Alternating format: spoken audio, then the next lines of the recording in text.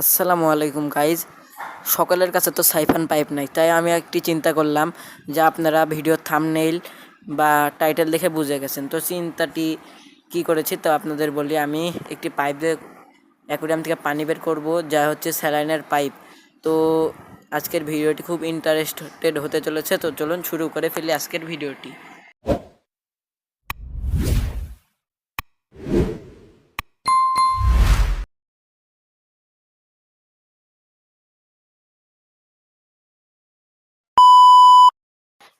তো প্রথমে আমাদের কাজটি শুরু, সেটা হচ্ছে যে আমরা একটি ট্যাপ বা যে কোনো একটা পানির উৎসের ব্যবস্থা করব। তার মধ্যে পাইপটি ঢুকাই দিয়ে আমরা পানি লোড করে নেব, যাতে ভিতরে কোনো প্রকার বাতাস না থাকে। বাতাস নিয়ে পানি আসবে না। দুই পাশে চেপে ধরবো, দুই আঙুল দিয়ে যেন বাতাস প্রবেশ না করতে পারে, এবং অ্যাকুয়ারিয়ামের মধ্যে এক মাথা ঢুকিয়ে দেবো এবং সেটি তার উপর থেকে আঙুল ছড়িয়ে নেব, এবং বাইরের মাথা উপর থেকে আঙুল ছড়িয়ে দিতে অটোমেটিক্যালি পানি চলে আসবে, যদি আপনার সব কিছু আমার কথা মতো ঠিকঠাক থাকে।